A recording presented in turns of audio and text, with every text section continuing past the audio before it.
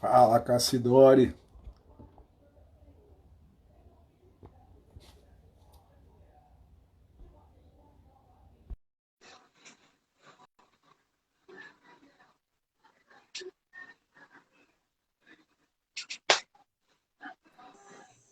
E aí, Diego, tudo bem? Tudo bem, meu querido? Tudo bem. Tá me ouvindo aí? Tô te ouvindo bem. Tá me ouvindo bem também? Tá. Eu tô te ouvindo bem. Tá até um pouco alto aqui. Não sei se é o meu fone que tá muito alto, mas tô ouvindo bem alto. Deixa eu abaixar É, um pouco baixar um então. pouquinho. Abaixei. Uhum. Tá bom agora? Ficou bom? Tá bom. E a minha imagem você tá vendo normal aí? Pra mim aqui ela tá congelada. Não, não, tá ótimo a tua imagem. Tá muito boa. Ah, maravilha, então. E aí, cara, prazer te E conhecer agora ao vivo, né? Vai prazer é contar tudo um pouquinho meu. Que isso? contar um pouquinho aqui da história aí, dos bastidores aí pra galera. Galera, eu não conheço. É Cassidori mesmo que se fala o teu nome? É assim que Cassidore, se pronuncia? Cassidore. Cassidori. Aham. Não conheço o Cassidori pessoalmente, a gente se conheceu aí pela internet. Eu já tinha ouvido falar sobre ele com a galera que foi para a Rússia comigo em 2018 lá. E a galera comentou que tinha um moleque que tinha ido para fazer mestrado e doutorado, que era um moleque que gostava muito de estudar. O Augustão aí. O Augustão estava lá quando eu fui. Aí eu por outras vezes eu já pensei, pô, vou procurar esse menino que a galera fala que ele gosta de priorização, gosta de estudar nessa área, que é uma área que eu venho estudando há muito tempo, mas muito com o que chega no Ocidente de informação, né? E aí o legal de conversar contigo é que é um cara que consumiu bastante lá da fonte. E muita coisa que eu aprendi de priorização que eu sei hoje, eu aprendi muito do professor Antônio Carlos Gomes e da minha experiência prática, né, aplicando. Então, aqui no Brasil eu já tenho uma experiência boa, dou aula de periodização há um bom tempo já, desde 2015, e estudo bastante esse tema. Só que eu costumo dizer que eu sou um baita de um mega curioso sobre esse tema. Então, eu estou sempre querendo ler alguma coisa a mais, estou sempre querendo buscar algo novo, querendo aprender mais sobre os antigos, na verdade. E parece que a gente está Uhum. numa era que a galera quer desconstruir o que foi construído, né? Em vez de somar e fazer a coisa ganhar maiores proporções, a galera quer desconstruir o que foi construído. Muito por não saber aplicar o que foi construído, né? Por isso essa ideia aí legal sua, essa proposição desse tema foi do Cassidori, de mitos ocidentais da periodização. Eu vou até deixar aqui fixado aqui embaixo, aqui ó, mitos ocidentais periodização. Aí, Cassidória, basicamente, eu quero que você se apresente aí para a galera, fala um pouquinho da sua experiência lá na Rússia, se tu sente saudade lá, tu está aqui no Brasil agora já, né? Eu fui lá Aham. só durante 15 dias e fico com vontade de voltar todo ano, se eu pudesse, né? E aí, Aham. vou passar a bola para você se apresentar e começar a falar um pouquinho para a gente da tua experiência. Tá. Então vamos lá. Bom, como você já disse, meu nome é José Cassidori Júnior. Sou professor de educação física e eu fui para Moscou pela primeira vez num curso de extensão com o professor Antônio Carlos. Acho que talvez seja até o mesmo curso que você foi. Aham, Lá na Rússia eles chamam de Pavsheni Kvalifikatsiya, que é tipo elevação de qualificação ou, né, curso de extensão aham, universitária. Eu fui nesse curso em janeiro de 2011, gostei muito e na época que eu estava na graduação eu já gostava muito da literatura russa. Eu tinha lido praticamente todos os materiais de autores russos que estavam na língua portuguesa. Então já tinha lido o Platão, o Zatsiorsky, o Verkhoshansky, o Selyanov, tudo que tinha em português ali que eu tinha achado, eu tinha lido, Zaharov. Então eu gostava muito da eu tô nessa literatura. aí, eu tô nessa fase aí. Boa. Eu tô nessa fase aí. Então eu gostava muito da literatura e quando eu tive a oportunidade no curso eu fui e chegando lá no curso eu achei muito legal, fiquei muito impressionado com a estrutura da universidade e principalmente com a forma com que os russos abordam o tema esporte. Né? Aqui no Ocidente, digamos assim, na escola ocidental, não se resume a Estados Unidos ou Brasil, mas toda a escola ocidental, ela não estuda esporte, ela estuda coisas que têm a ver com esporte, ela não estuda o fenômeno esporte. Então sempre achei que os russos eles têm uma abordagem que é muito mais clara, no meu ponto de vista, no que concerne a atividade do treinador. Então eu gostava muito. Daí eu fui no curso, achei o máximo, e eu conversei um dia com o Antônio, na época, né? Falei, pô, professor, como é que faz para fazer pós-graduação? Ele falou, se você quiser fazer aí, mete a cara.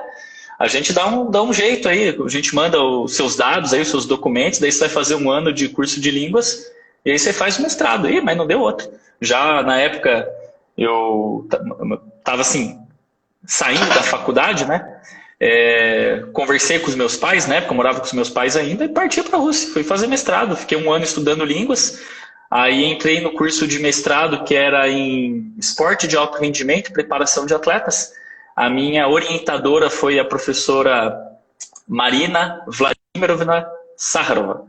Ela é diretora da faculdade, talvez você até tenha visto no tempo que você foi lá, uma professora loira, assim, deve ter hoje uns 50, 55 anos de idade.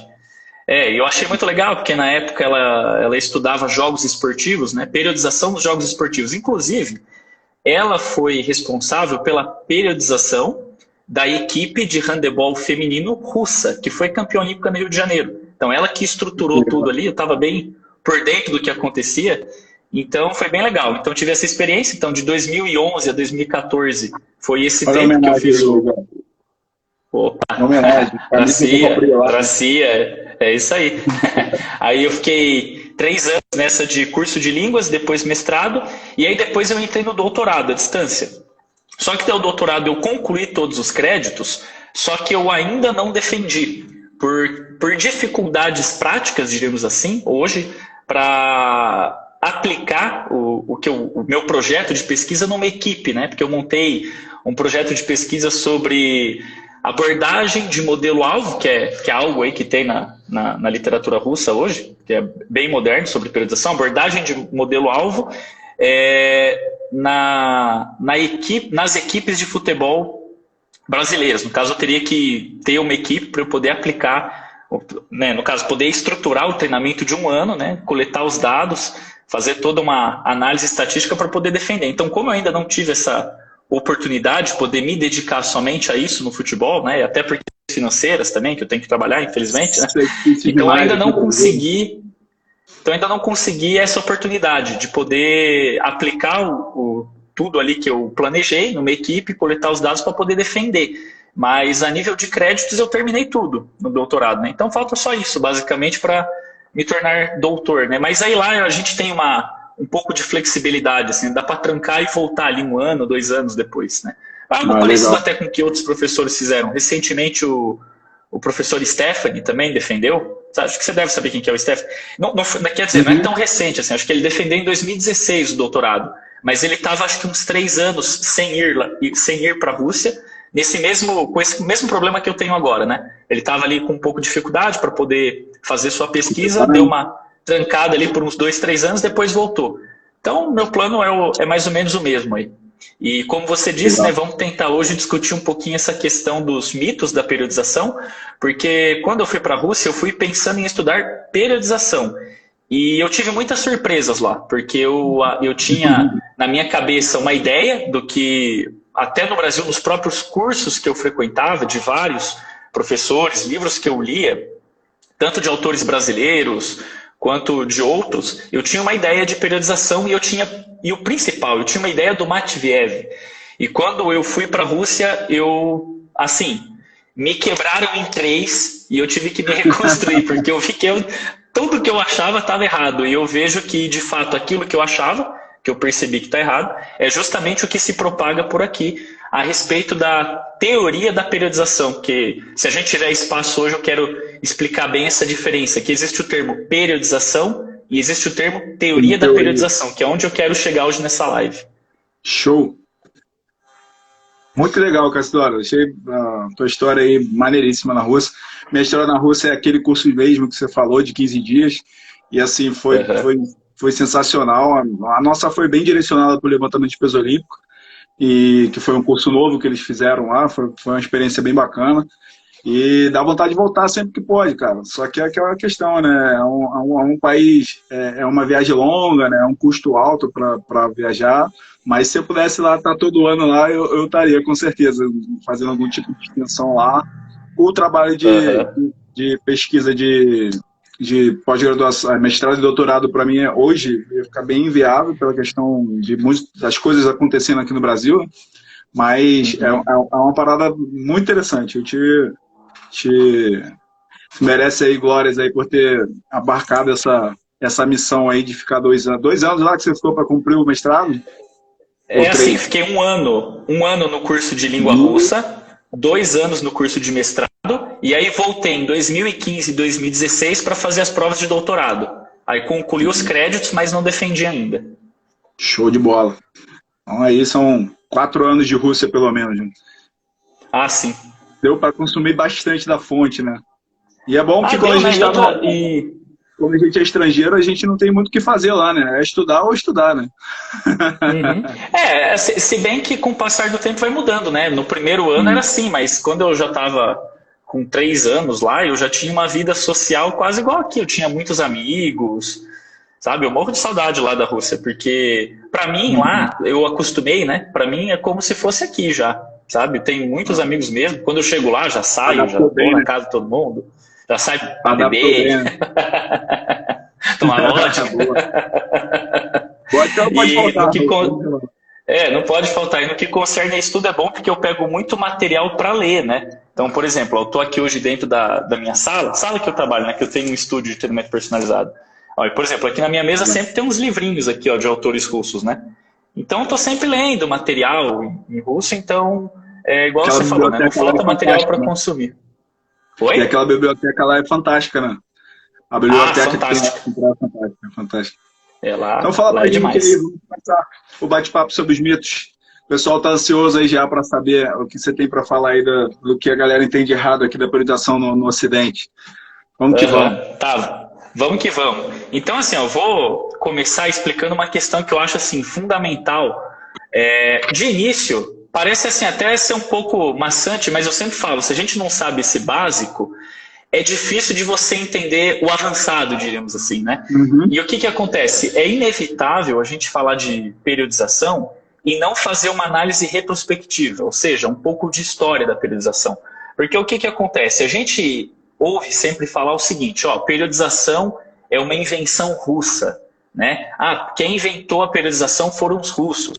Só que, na verdade, é aquilo que eu comentei agora há pouco. Existe uma diferença muito grande entre os termos periodização do treinamento desportivo e o termo teoria da periodização do treinamento desportivo.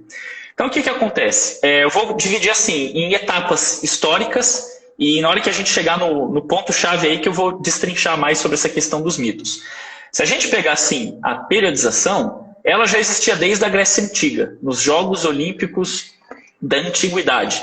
Então, se você consultar a literatura, você já tinha estruturas de periodização concretas. Macrociclo, não se chamava macrociclo, é claro, mas você tinha a descrição, por exemplo, da preparação de 10 meses para os Jogos Olímpicos. Você tinha estruturas mensais, né? Ou seja, próximo daquilo que a gente chama de mesociclo, e você tinha uma estrutura pequenininha de 4 dias que se chamava tetra, que também é muito parecido com o que a gente chama hoje de microciclo.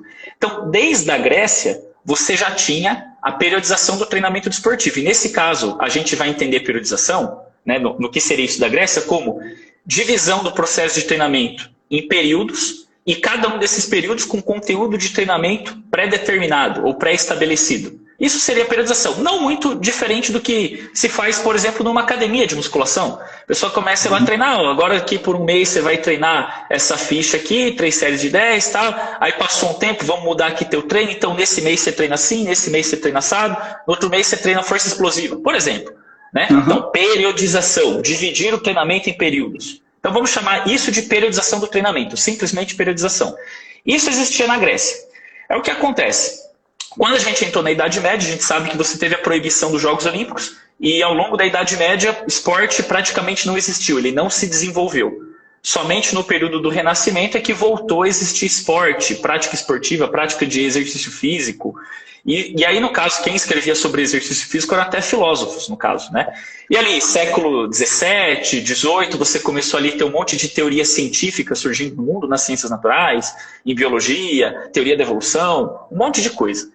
E é o que acontece. Lá em 1894, Barão Pierre de Coubertin fundou novamente ali fundou o Comitê Olímpico, né, para os novos Jogos Olímpicos, os Jogos Olímpicos da Era Moderna.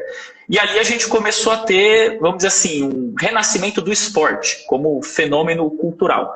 Então o esporte voltou a existir de fato a partir de 1896, vamos dizer assim, Jogos Olímpicos de 1896 na Grécia.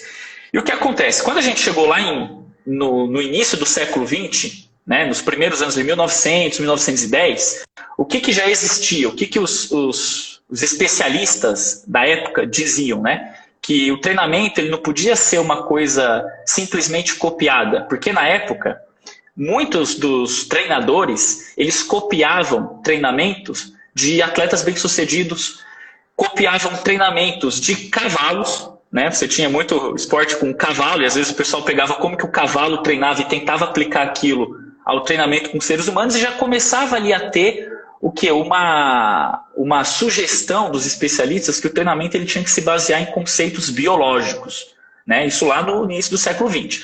Só que as áreas que estudam esporte, né, seja fisiologia do exercício, bioquímica, biomecânica, tudo isso ainda estava engatinhando, né? Você tinha pouco conhecimento a respeito disso. Então, o que acontece? Em 1918, tivemos ali a fundação da Rigufk Smith, né, que é a universidade que você foi, né, que eu fiz mestrado, doutorado, que na época chamava Instituto Estatal da Ordem de Lenin, né, que foi logo depois da Revolução Russa, quando começou ali a União Soviética. Então, em 1918, fundou o Instituto, e ali eles começaram a trabalhar em cima do conceito que eles chamavam de cultura física, certo? E na época, União Soviética, daí teve Primeira Guerra Mundial, Segunda Guerra Mundial. Na época, na União Soviética, existia um programa que se chamava GTO, ou GTO, se a gente trazer para o português. GTO, em russo, quer dizer Gatov, Katrudu e Abarone, que é algo parecido com pronto para a guerra e para o trabalho. Ou seja, a população do país tinha que fazer exercícios físicos para estar pronto, tanto para a produção industrial, quanto no caso de uma guerra. E de fato é mais ou menos o que aconteceu. Quando você foi lá na universidade, você deve ter visto ali que tem um museu na universidade e tem vários alunos que morreram na Segunda Guerra Mundial e tal. Então existia esse sistema, o GTO. E o que acontece? Todas as abordagens de periodização que existiam na primeira metade do século XX, elas buscavam trabalhar tanto voltado para ajudar o atleta a melhorar no GTO, que era um conjunto de testes, diríamos assim, né? Você tinha avaliação em vários exercícios físicos, por exemplo, apoio, barra fixa, corrida de longa duração, corrida de velocidade, tiro ao alvo. Era um conjunto de testes para avaliar a população. E as pessoas treinavam para passar nesses testes, né? Então, o que acontece? Você tinha um sistema GTO, e na época você também não tinha grandes estruturas igual você tem hoje. Então na época os esportes eles eram caracterizados sempre como esportes de temporada. Então, por exemplo, patinação no gelo só dava para fazer no inverno, não tinha como fazer patinação no gelo no verão. Futebol era um esporte de verão, não dava para você jogar futebol com um campo cheio de neve. Então os esportes eles eram de temporada. Então se a gente pegar todas as abordagens de periodização que existiam antes da primeira participação da União Soviética nos Jogos Olímpicos, todas elas eram voltadas para o desenvolvimento do atleta, tanto focado no esporte que ele praticava em temporadas, porque o atleta ele praticava dois esportes, um no inverno e um no verão. Deu uma travadinha aí. Específica. Por exemplo, jogador de futebol, ele não treinava só para futebol, ele treinava para futebol, ele treinava para passar no GTO. Deu uma ligeira travadinha aí só. Cortou um pouquinho. Mas já voltou agora ao normal? Voltou. Pode seguir. Tá, onde que eu tava? Onde que eu tava antes de cortar? Tu saiu do esporte de verão e inverno, aí entrou no de verão e inverno, e daí tinha um sistema GTO. Então os atletas eles participavam de tudo isso. E aí o que acontece? Se a gente pegar as principais abordagens de periodização que a gente tinha no mundo, todas elas mostravam um dado muito interessante e que eu costumo dizer que esse dado ele vale até hoje. Eles mostravam que, diante daquelas abordagens de periodização, todos os atletas que treinavam, eles só atingiam o melhor desempenho nas principais competições em 15 a 25% dos casos. Então grava bem esse número, 15 a 25% dos casos. Então, todas as abordagens levavam a esse resultado. Então, lá na União Soviética, ali nos anos 30, 40, 50, começou a surgir um monte de autores escrevendo sobre periodização. Não foi o Matveev o primeiro a escrever sobre periodização. Então, por exemplo, teve um cara lá que chamava Krestovnikov, que ele escreveu um livro que chamava Fisiologia do Esporte, em 1939, com uma reedição em 1951. E ele falava sobre periodização, tal, estruturação do treinamento em época de inverno, em época de verão, preparação básica, geral, preparação específica. Aí você teve um outro também, que era um treinador de natação que chamava Shuvalov, que escreveu sobre isso. E teve o trabalho de maior significância na época, em 1949, de um autor russo também que chama Ozolin. Né? Ozolin é um mito também lá na Rússia. O Ozolin era um grande pesquisador, um grande cientista que contribuiu muito na área. E o Ozolin fez um livro bem abrangente, que era de atletismo, só que os treinadores de todos os esportes liam esse livro, porque ele já falava, não adianta a gente querer ficar trabalhando em cima do GTO, se a gente quiser desenvolver o esporte, a gente vai ter que tomar outro rumo. E naquela época, o que acontece? A União Soviética ela não participava dos Jogos Olímpicos, por causa de uma questão ideológica, eles acreditavam que era um movimento burguês. E a partir de 1936, quando teve a Olimpíada de Berlim, a União Soviética começou a ter interesse em participar dos Jogos, só que o então presidente do COI na época não queria que participasse, porque era aquela coisa de esses comunistas, bolcheviques, política, não queria deixar participar. Então o que aconteceu? A União Soviética não participou em 1936 e só entrou de fato nos Jogos Olímpicos em 1952. Foi a primeira participação da União Soviética em Helsinki. Então, o que acontece? Quando a União Soviética entrou em 1952, eles ficaram em segundo lugar.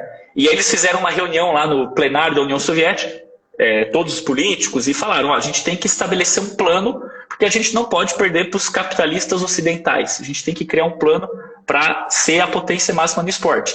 Então, fizeram investimentos em várias áreas, tipo estruturação do país, construir um estádio, pista de gelo para funcionar em época de calor, fizeram um monte de coisa. E uma das direções de trabalho era a periodização do treinamento, que já existia. Lembra que eu falei, periodização é você dividir o processo de treinamento em períodos e determinar o conteúdo do treino em cada um desses períodos. Isso é periodização, simplificada. E é o que acontece. Um dos caras que eram responsáveis por estudar a periodização era o professor Liv Pavlovich Matveev. O que ele fez? Ele estudou a dinâmica dos resultados. Ou seja, é como você colocar num gráfico, né? E ali no eixo Y você coloca o nível de resultados, no eixo X você coloca o tempo em meses e você desenha uma linha em cada competição que o atleta participa e você vê a dinâmica dos resultados. E o Matveev estudou a dinâmica dos resultados de 900 atletas, certo? E ele começou a levantar hipóteses sobre os fatos que poderiam influenciar nessa questão do estabelecimento do que no futuro ele chamou de forma desportiva. Eu falo assim, futuro foi em 1964, que ele publicou a monografia dele que chamava O Problema da Periodização do Treinamento Esportivo. Então, nos anos 50, ele estudou isso intensivamente. E o que acontece? O grande marco é aqui que entra o pulo do gato que eu falo. Por que o Matveev é chamado de o pai da teoria da periodização do treinamento desportivo?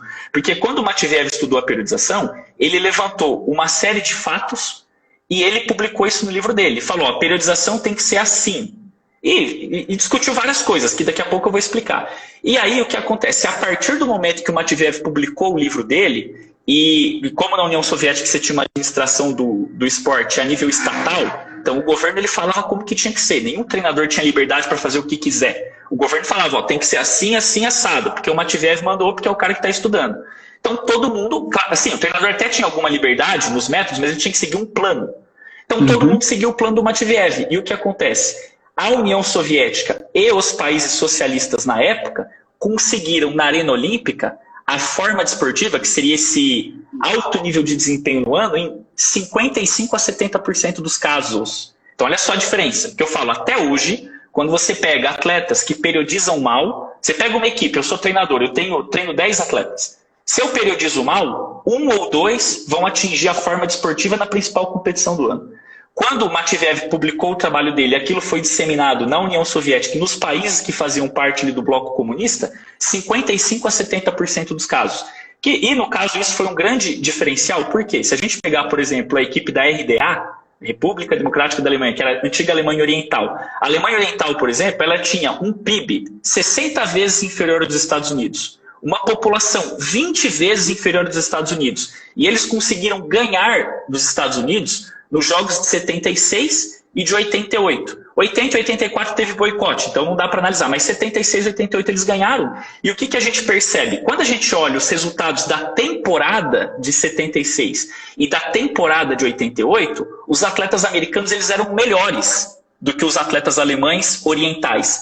No entanto, os atletas americanos eles não mostraram o melhor resultado no dia dos Jogos Olímpicos. E já os alemães mostraram 100% deles, que era um pouco menor do que os 100% dos americanos, só que no dia da final olímpica. E conseguiram ganhar, ficar à frente dos Estados Unidos, perdendo somente para a União Soviética. E na época você via ali vários países, Bulgária, Romênia, até Cuba consumiu um pouco desse material e conseguiu, né, trabalhar, né, nessa questão da periodização do treinamento esportivo. E ali, vamos colocar assim, ó, entre 1970 até 1991, 92 no caso, que 91 acabou a União Soviética, 89 teve a queda do Muro de Berlim, mas 92 ainda você teve uma participação vamos dizer assim, dos países da CEI, que eles chamavam, né? Que era tipo a junção dos estados independentes. Participou dos Jogos de 92 e ganhou. Então, nesses 20 anos, você teve uma supremacia dos países do bloco comunista, simplesmente por quê? Porque nesses países, além de todos os êxitos que eles tiveram em ciências envolvendo esporte, eles sabiam fazer aquilo que a gente chama de periodização. Então, só que nesse caso, a gente está falando de uma periodização fundamentada. Por isso que a gente chama de teoria, ou seja, a gente tem toda uma fundamentação teórica que mostra do porquê que o treinamento desportivo teria que ser construído daquele jeito e não de outro. Então, por isso que o Matveev é considerado como o pai da periodização, porque até Matveev, 15% a 25%. Pós-Matveev, 55% a 70% dos casos.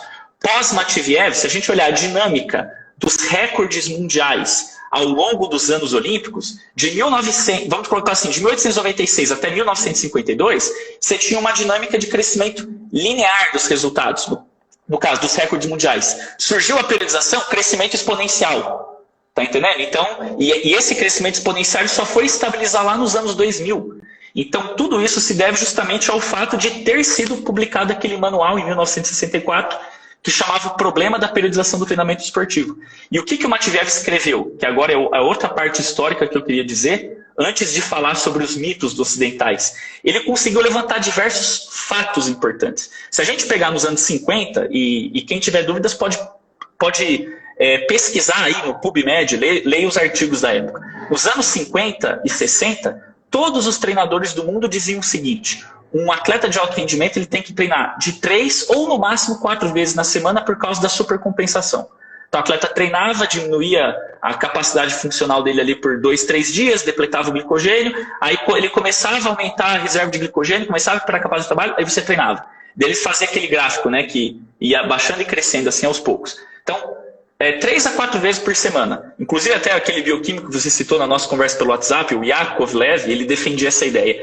E o Matveev ele veio com uma teoria que chamava o seguinte: efeito heterocrônico. O que era o efeito heterocrônico? Quando você aplica cargas de diferentes orientações, o efeito opressor sobre as possibilidades funcionais do organismo, ele é seletivo. Então vou dar um exemplo. Um atleta ele faz um treino de, vamos dizer assim, de potência muscular, né, força explosiva que a gente chama. Salto reativo, ou que seja um treino de força máxima, um treino de corrida de velocidade, aquilo que a gente chama de alático. Esse atleta, no dia seguinte, ele vai apresentar opressão em determinados sistemas funcionais do corpo dele. O sistema nervoso vai diminuir o nível de excitação, vai ter um pouco de microtrauma nas fibras rápidas. No entanto, no dia seguinte, esse cara está apto para fazer um treinamento aeróbio cíclico com a mesma qualidade como se ele não tivesse feito o treino de força.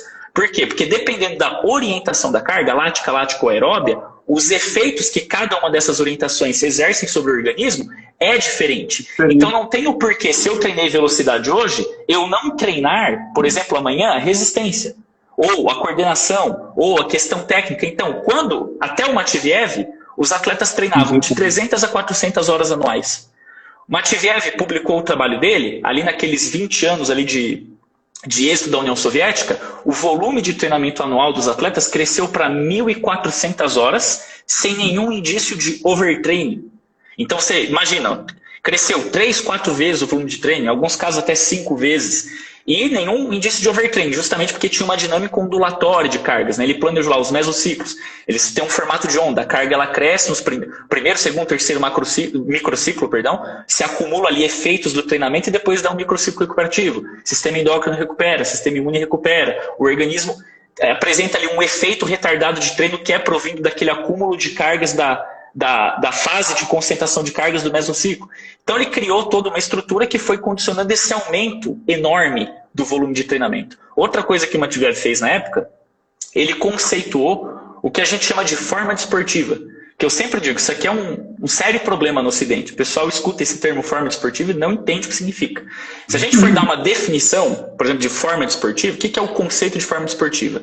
Estado de preparo físico, técnico, tático e psicológico integrado de forma otimizada que permite o atleta atingir grandes resultados, e esse estado de forma desportiva ele só é construído junto de determinadas condições dentro de cada grande ciclo de treinamento. Então, o objetivo da periodização do treinamento desportivo, de um macrociclo para o outro, é você ter o desenvolvimento da forma desportiva, porque o objetivo da periodização é o desenvolvimento contínuo do atleta. De um ano para o outro, ele tem que melhorar. Esse é o objetivo da periodização. A tarefa da periodização é o treinador manipular as cargas de treino de um jeito que ele consiga esse ápice de desempenho, que seria o estado de forma esportiva, justamente em correspondência com a época que você tem as principais competições do ano. Então o Matveev ele mostrou que isso acontece, a forma esportiva ela dura 2 meses, no máximo 2 meses e meio, e isso até hoje. Se você analisa a dinâmica do resultado dos melhores atletas do mundo, de atletismo, de ciclismo, de levantamento de peso, de natação,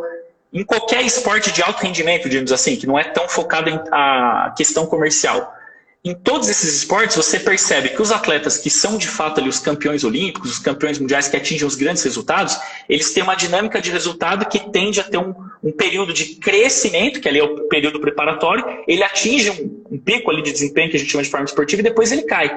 Só que aí que também entra uma outra questão que o Matveev sempre falava, toda forma desportiva é um pico, mas nem todo pico é uma forma desportiva. Se você atinge um pico que não é maior do que do macrociclo anterior, isso não é uma forma desportiva. Então a periodização é condicionada a promover o desenvolvimento contínuo do atleta ao longo dos macrociclos, de macrociclo para macrociclo. Então essa é outra questão que ele levantou, né, a forma desportiva, e ele diferenciou esse conceito, porque o Krestovnikov, que é aquele autor que eu falei para você, que escreveu um livro que chamava Fisiologia do Esporte em 1939, ele chamava de forma desportiva a grande etapa da carreira do atleta que ele estava apto a ter grandes resultados. Então vou dar um exemplo assim. Para o Krestovnikov, forma desportiva é quando um jogador de futebol tem entre 24 e 30 anos. Tá, aquela época da vida que o cara está apto para ter os melhores resultados da vida. Só que o Matveev mostrou o seguinte, isso aí é uma coisa, certo? A etapa da carreira do atleta. A forma desportiva é um estado que ele tem ao longo dos períodos de preparação que varia um pouquinho a capacidade de trabalho dele, ali em torno de 3, 4, 5% para mais ou para menos, que permita com que ele consiga atingir um recorde, conseguir um grande resultado e talvez conseguir uma vitória na Olimpíada. Né? Até conversei com você aquele dia no WhatsApp, que eu falei daquele artigo que eu até te mandei, que um grupo de pesquisadores ucranianos mostrou.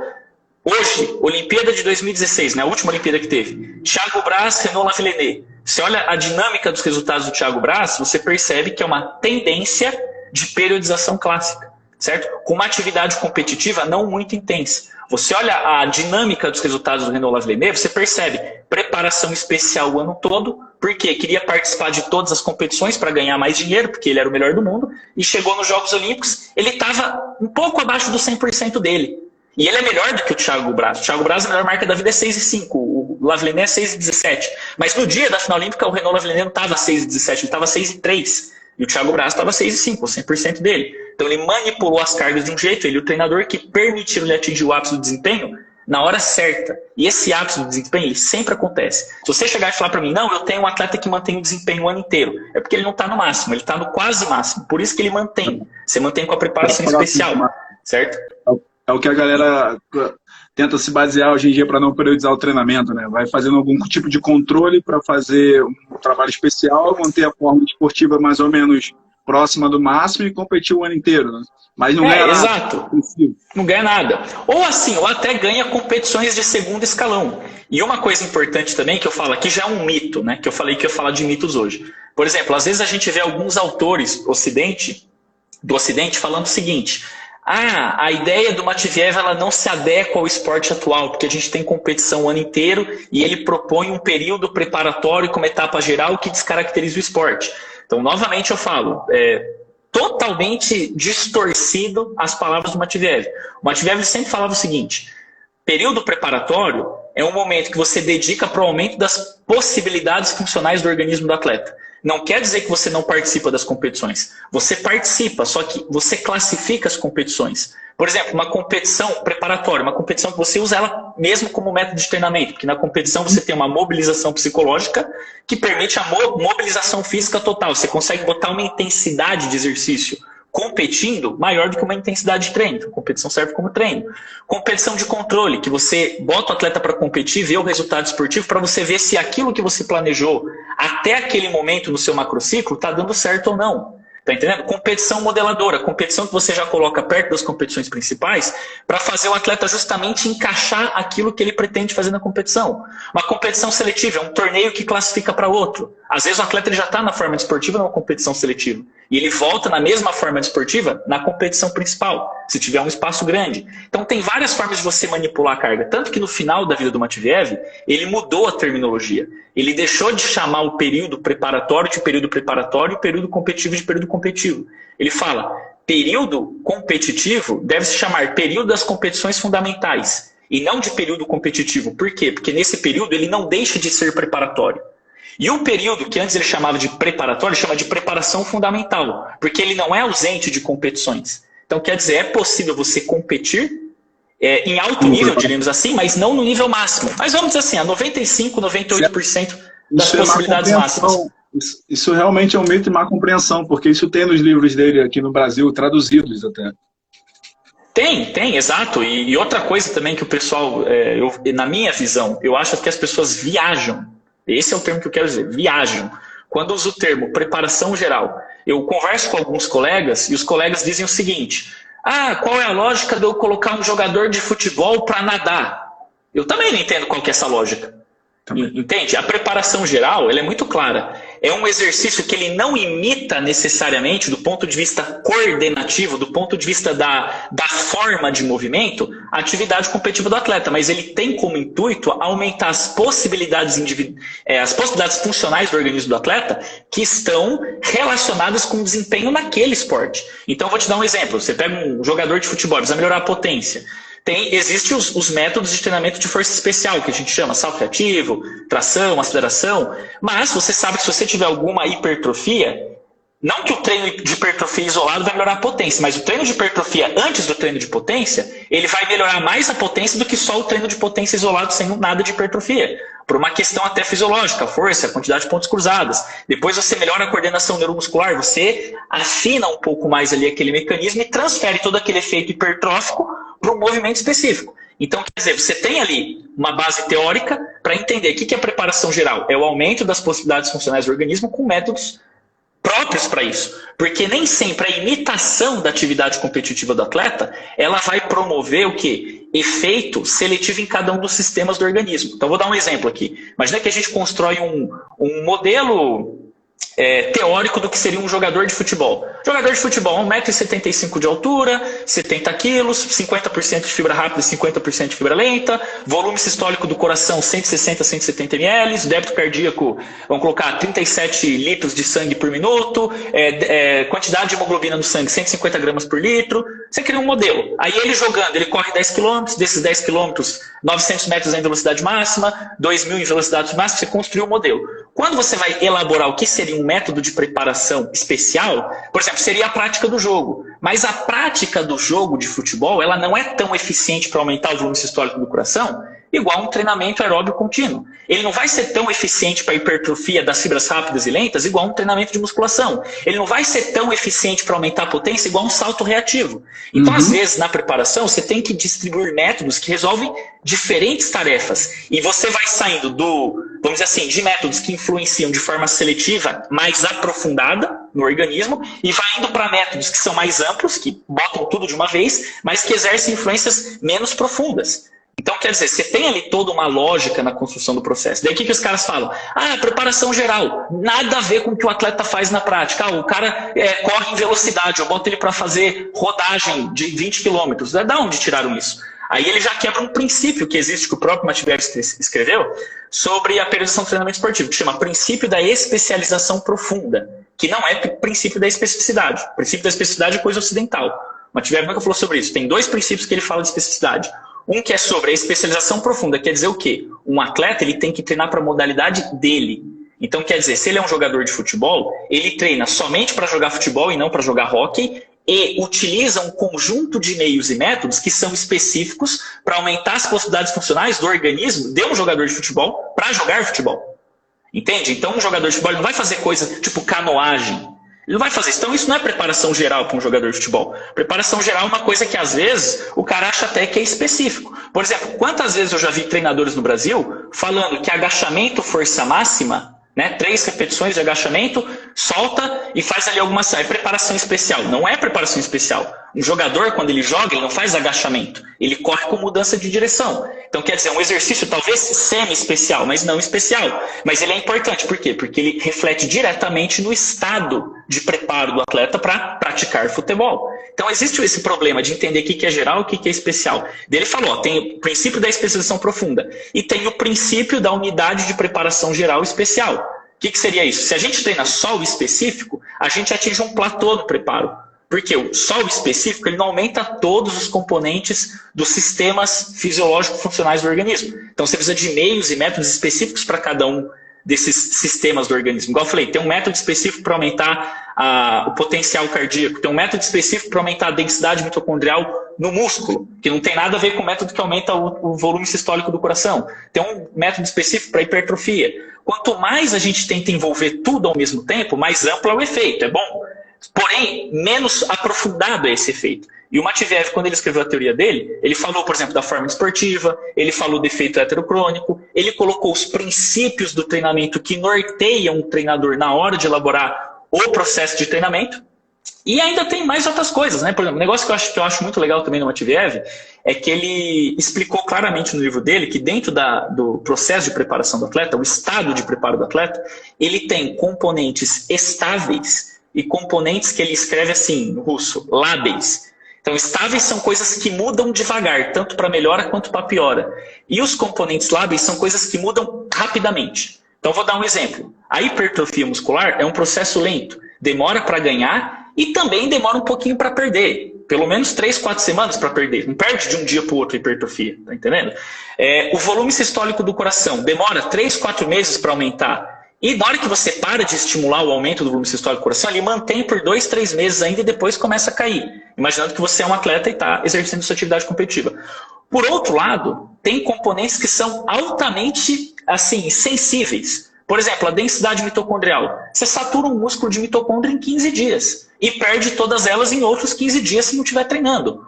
Coordenação neuromuscular específica, aquela coisa que a gente adquire com treino de força especial, com treino do movimento propriamente dito. É algo que melhora, só que se você fica 15 dias sem fazer um exercício de força especial, pro movimento esportivo a tua força já diminui, mesmo que a força do músculo isolado não tenha diminuído, porque você não sabe mais ativar o músculo adequadamente para aquela forma de movimento.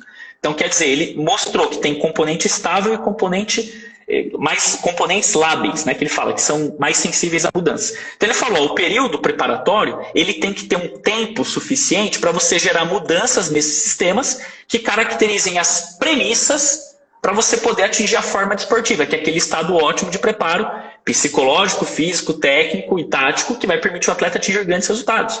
Aí você vê outro mito, né? Não sei se você está por dentro, por exemplo, da literatura dos jogos esportivos. O pessoal agora fala muito sobre periodização tática no futebol, né? Uhum. E que eu não acho que seja ruim. Eu acho que até o conceito que tem dentro dos livros de periodização tática, ele traz, como posso dizer assim, uma grande contribuição sobre os métodos de preparação tática para jogadores de futebol. Acho que traz uma grande contribuição. No entanto, quando a gente vai ler a fundamentação do porquê que chama periodização, os portugueses dizem assim, chama periodização porque eu estabeleço nos períodos o que ele vai melhorar do modelo de jogo. Ele fala desse jeito. Então, quer dizer, entra naquilo que eu falei. Não é teoria da periodização, é só periodização. Divide em período e estabelece conteúdo. E eles falam assim, a periodização clássica, ela não considera o modelo de jogo e ela se torna uma periodização física. Aí eu falo novamente, olha o erro equivocado. A periodização do treinamento, o objetivo dela é atingir a forma desportiva. O que é a forma desportiva? Estado ótimo de preparo físico, técnico, tático e psicológico, integrados, harmoniosos, para você atingir o máximo resultado. Logo, se você vai treinar, por exemplo, um jogador de futebol, é claro que você vai considerar todo o aspecto tático para elaborar a periodização dele. E não ficar mandando ele correr, dar tiro, alongar e fazer força. Só isso. Não que isso não possa ser feito, mas fazer só isso. E esperar que o time jogue.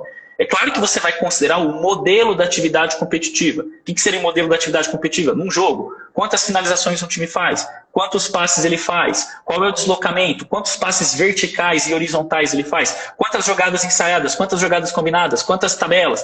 Então você pega todo esse conteúdo que descreve o que o atleta tem que fazer na prática para ele atingir o resultado esportivo e a partir daquilo que você elabora o treinamento. E aí você vai ter, por exemplo, preparação geral. Você pega dentro de uma preparação tática.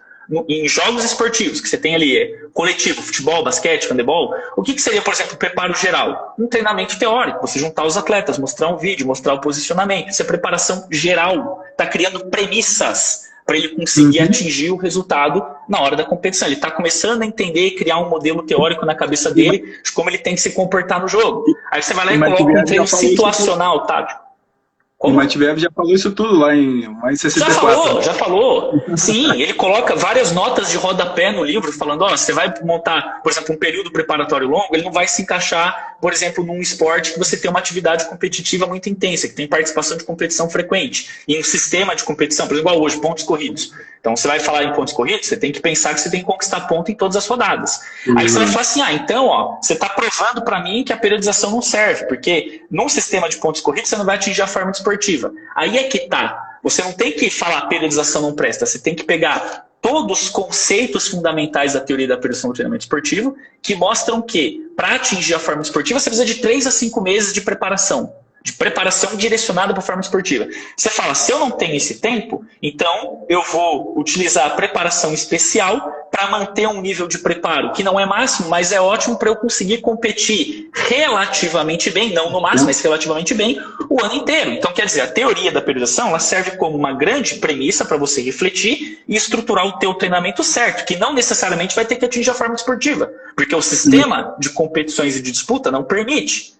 Geralmente então, os esportes coletivos são bem em cima disso, né? Você tem uma forma desportiva média de vários atletas na equipe. Exato, tem também. E assim, é que tem alguns jogos esportivos que o calendário ainda permite atingir a forma desportiva. Você pode até não manter ela a temporada inteira, mas permite atingir. Vou te dar um exemplo. Você pega lá no handebol, você tem lá a Liga Nacional no segundo semestre. No primeiro semestre, você usa as competições de nível estadual, né, pequenas competições, como competições preparatórias. Então você elabora o processo de treinamento para atingir o teu máximo lá na época da Liga Nacional, no início.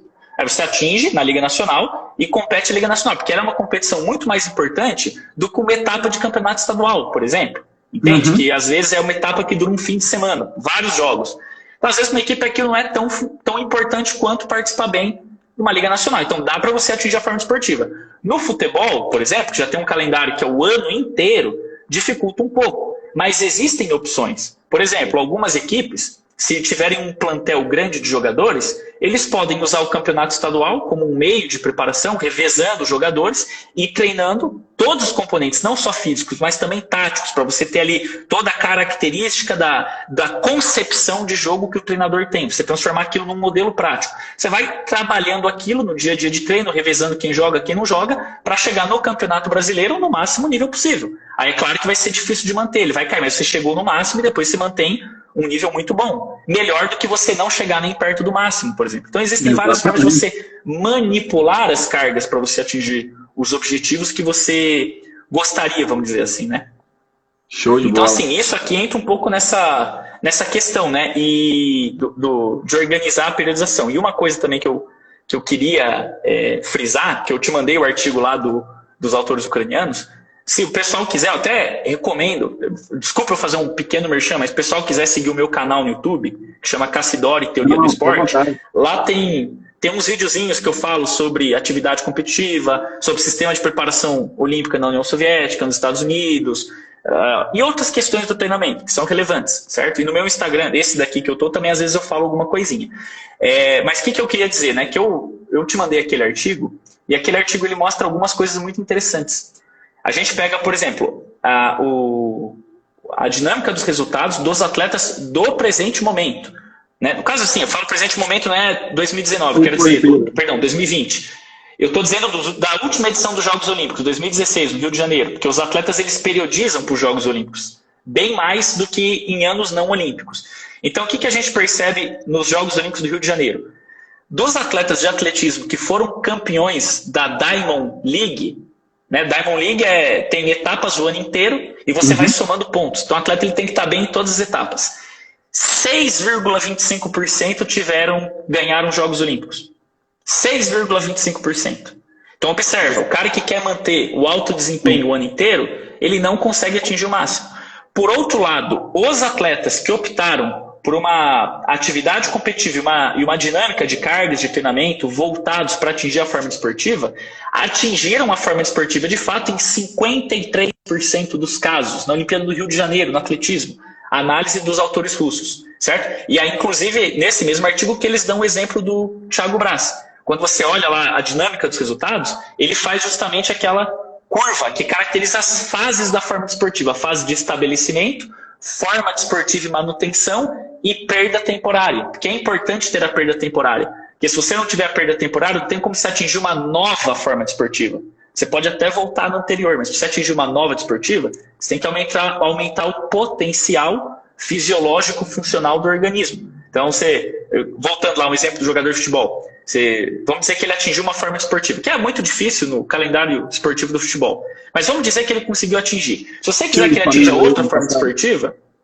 Oi? Time do Flamengo aí no passado, um nível altíssimo em relação à galera. Pode ser. Só que assim, é difícil eu te falar porque eu não peguei dados do Flamengo. Porque, por exemplo, nos jogos esportivos, como que a gente ia caracterizar a forma esportiva? Pelos dados da atividade competitiva. Por exemplo, qual que é a efetividade das ações técnico-táticas? Em percentual, erro e acerto. Qual é a quantidade de ações técnico-táticas no jogo?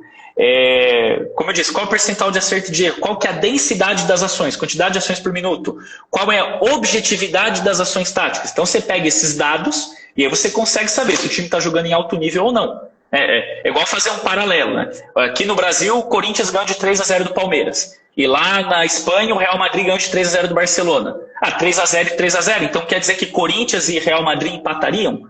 Claro que não. Como que a gente sabe o nível técnico deles? Quando a gente pega esses parâmetros, número de ações no jogo, efetividade das ações no jogo, você tem esses parâmetros. Então eu não acompanhei os parâmetros do Flamengo para saber se ele atingiu a forma desportiva ou se ele manteve num nível bom, alto, só que é um time que é tão qualificado que ele não precisa estar a 100% para ser melhor do que todo mundo.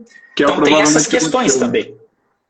Sim, inclusive ao longo do desenvolvimento da teoria da periodização, já nos anos 80, o que os autores russos, que é toda uma linha, né, que seguiu o Matveev, eles fizeram? Eles dividiam as abordagens, estratégias e modelos de periodização, tudo dentro da concepção do Matveev.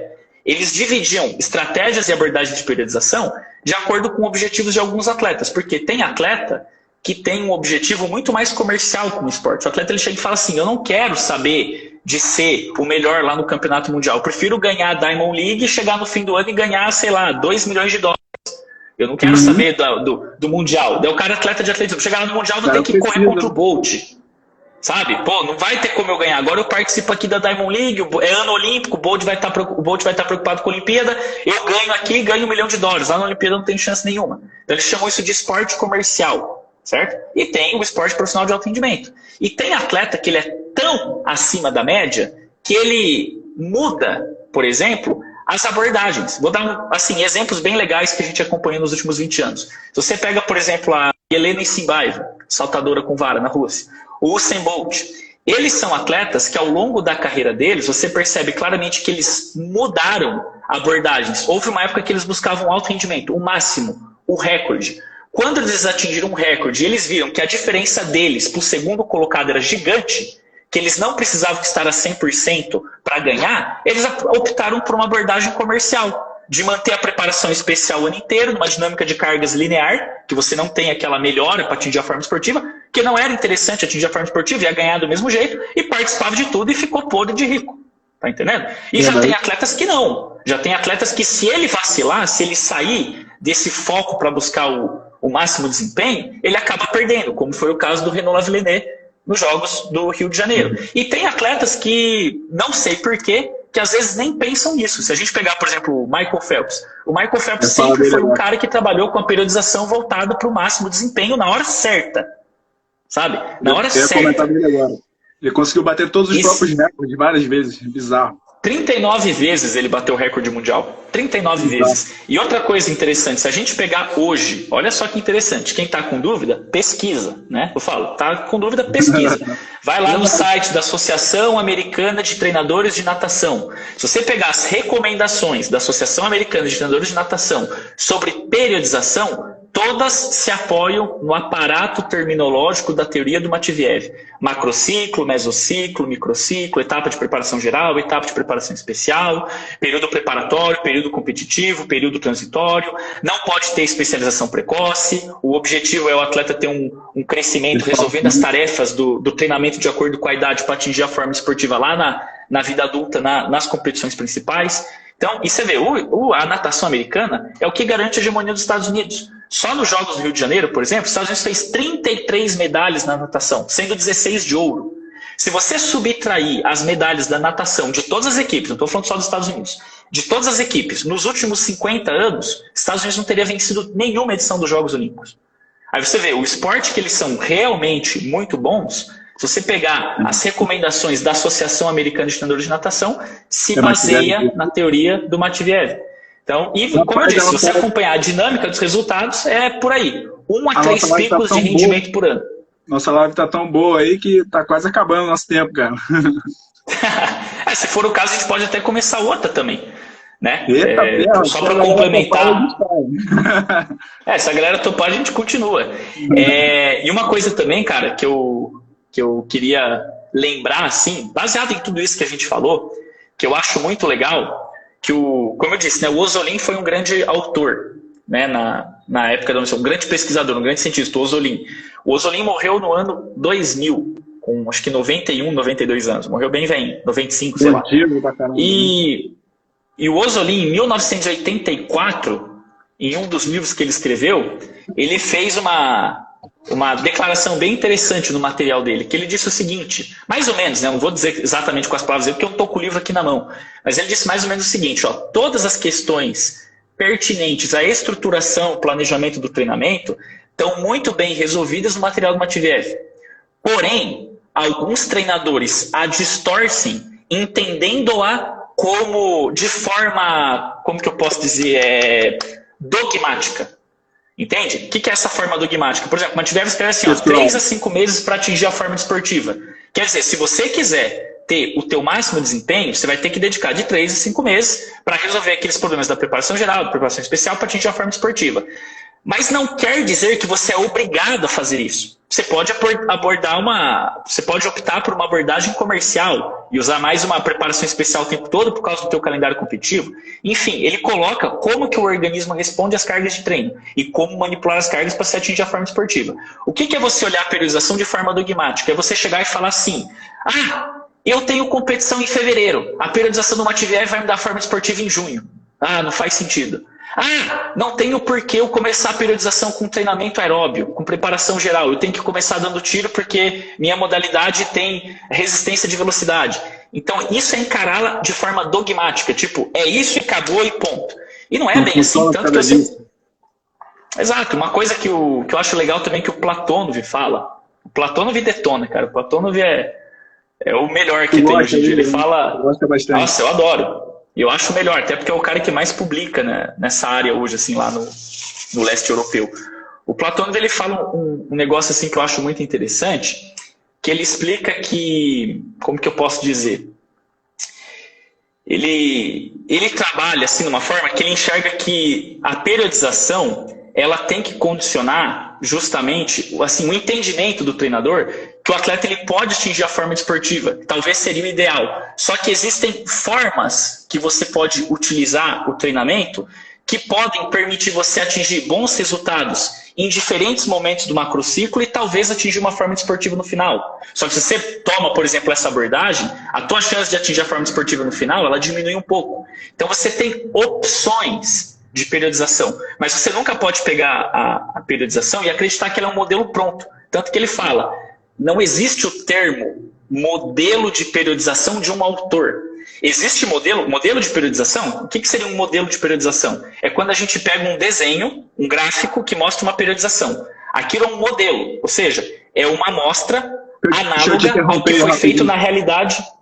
Deixa eu te interromper 5 segundos. A gente vai cair. Aí a gente reinicia uma próxima. Tá bom? Vai cair agora. Tá.